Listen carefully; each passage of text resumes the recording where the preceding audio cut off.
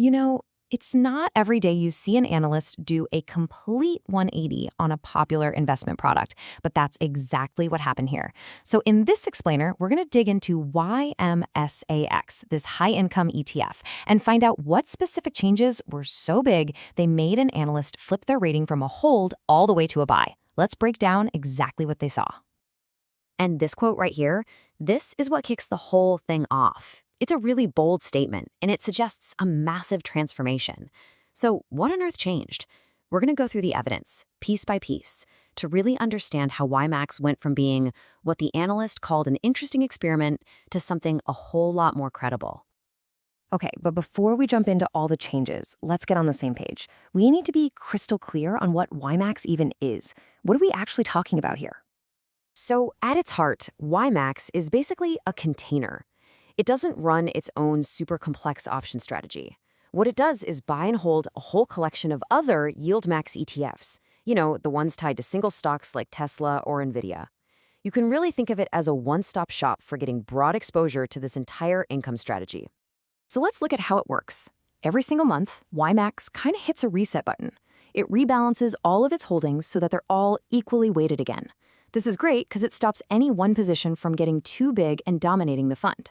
And for income investors, that weekly payout, that's a huge feature designed to give you a really steady, frequent stream of cash. Now, of course, all that convenience, it does come at a price. The total expense ratio is 1.28%. But if you look closer, YMAX itself only charges 0.29%. The big chunk of that fee, that 0.99%, that's actually coming from the expenses of all the other ETFs that it holds inside of it. It's just the price you pay for having a package rebalancing solution. All right, now we're getting to the real meat of the story. The analysts didn't just wake up one day and decide to upgrade YMAX. Nope. Their decision was based on 5 specific, very concrete changes to how the fund is structured and how it operates. So here's the roadmap for why this upgrade happened. We're going to walk through each of these 5 points, one by one, to see how they add up to a fundamentally different product. And first up, a big change in who's actually running the show. So the first change, which kicks in at the start of 2025, is all about the team structure. The trading team used to be an outside contractor, but now they're being brought in-house as direct employees. The analysts saw this as a really crucial improvement for the future. Why? Because it creates a much tighter alignment. It reduces friction, and it lowers operational risk. And that's a huge deal for these complex strategies. Next up, a move toward more consistency. Starting in mid-2025, YMAX is going to start excluding some of the more niche funds that have slightly different payout goals. This just makes sure that its portfolio is full of ETFs that are all playing by the same core rules, which makes the whole strategy a lot cleaner and more predictable for you, the investor. This one's all about having a playbook for when things get messy. Let's say one of the funds it holds gets into some kind of trouble. Well, the manager isn't just stuck. They now have the explicit power to sell it, to manage the tax hit, or even to recreate the strategy themselves to keep that exposure. It's like a pragmatic toolkit for dealing with the unexpected. Okay, now this isn't some kind of economic magic. Paying you weekly instead of monthly doesn't magically create more money, but what it does create is predictability. By publishing a clear, year-long schedule, the fund manager gives investors a reliable rhythm for their cash flow. And for anyone who's trying to manage a budget, that's a huge improvement in usability. And finally, we get to size.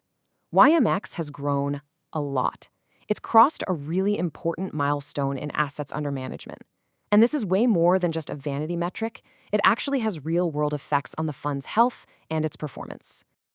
And that number is over $1 billion. I mean, crossing that threshold is a huge signal of product-market fit.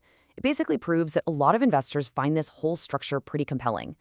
But more practically, that kind of scale leads to better trading liquidity, tighter spreads, and just a more resilient platform overall. So, we've seen the 5 changes, but the real question is, how do they all fit together? Let's get to the analysis and see how this all builds a strong case for that upgrade. So here's the case, all summed up. You see, each change directly fixes a potential weakness. Better alignment? That means better execution. A cleaner strategy gives you more consistency. The new risk playbook provides a stronger defense. And then, improved usability and massive scale just make the whole product more durable. When you put them all together, they create a much, much more robust investment. But listen, no analysis is ever complete without looking at the other side of the coin, right? An upgrade doesn't just magically erase the fundamental trade-offs that are baked into this kind of option strategy. It's so important that we understand what you're giving up to get that high income. The appeal is pretty obvious: high potential income, weekly cash flow, and nice diversification. But the trade-off is just as clear. You are capping your potential upside if the stocks underneath soar. There's a very real risk that the fund's value, its NAV, could erode over time. And like we saw, the fees are high. This whole thing is a deliberate exchange of future growth for income right now. It's also really important to understand where these big payouts are coming from. In this example, 2/3 of the distribution is something called return of capital. The easiest way to think of this is that you're just getting a piece of your own initial investment paid back to you. It's not a profit, it's not a dividend, and this has some serious tax implications because it's not free money. It's actually lowering your cost basis on the investment. So, after weighing all these improvements against the risks that are still there, what was the analyst's final take? Who is this new and improved YMAX actually for? Well, the analyst points to three specific types of people. First, income-first investors who totally get and accept that they're capping their upside. Second, people who want exposure to that whole YieldMax ecosystem but don't want to bother picking individual funds. And third, investors who have taxable accounts and can actually use that return of capital thing for tax deferral.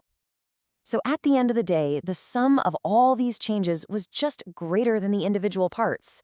All the improvements in management, rules, and risk tools were enough to completely shift the analyst's perception. In their view, YieldMax went from being this speculative idea to a credible tool for the right kind of income portfolio. And that kind of brings us to the final question, the one for you to think about. YieldMax, at its core, is a convenience wrapper. It handles all the rebalancing, the monitoring, the complexity, and it does it for a fee. So for your specific financial goals, is paying that price for a managed solution a valuable feature, or is it just an unnecessary bug? That's really the core question this whole analysis leaves us with.